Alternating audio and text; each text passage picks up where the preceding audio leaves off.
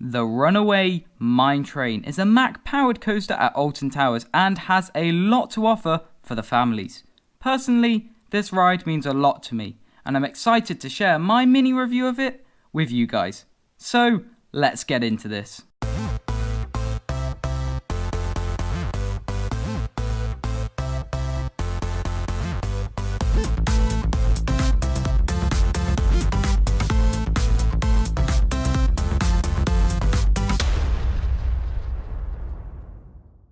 Before I go any further, a link to the owners of the footage on screen will be in the description below.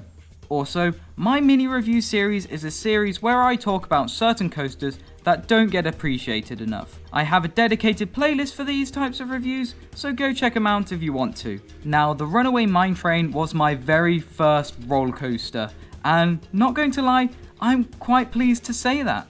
There's a lot of things I like about this ride, and one of them is the theming. As some of you will know, the Runaway Mine Train can be found in the Katanga Canyon section of Alton Towers, next to the Rumba River Rapids. As you enter the area where the two attractions are, you can see part of the layout for the Runaway Mine Train, as there's a helix there, and the train actually travels over the entrance sign, which is huge by the way. Actually, every time the ride comes near, you hear a bell ringing, and it's small things like that that go a long way. I love the wooden scaffolding pretending to support the ride as it rumbles along, which it isn't actually, but it's very nice theming. I wouldn't say the theming is outstanding, however, there is enough of it and it does look pretty nice. Entering the queue, you wind your way up the hill and get some nice views of the train coming out of the tunnel and the fabulous interaction between the Rapids ride. There's a small amount of theming here as well, like a few pieces of broken machinery, nothing major though. The station for the ride is an open station, so if you're riding in the rain, you will get wet and so will your bags. On the plus side though, the trains have a very unrestricting lap bar and are quite long, which increases capacity. Another thing I want to mention is how the operator's cabin is actually raised above the track, so you go underneath it when you dispatch, and that's quite nice, something a bit different. However, before you dispatch, the operator will give a choo-choo as you head onto the station. Now, this is quite iconic for the towers, and they actually sell some merchandise with it on, so I quite like that. Out of the station, you undergo the first helix where the plaza area is, and traverse some small hills. From what I remember, they don't give any air, however this is a family ride, but I do like the near miss elements as the train plows through the wooden scaffolding. Really nice. With those lap bars, you do feel slightly out of control here, and that's another factor to your ride experience. The rest of the layout is a mixture of helixes and small inclines, but do not underestimate them.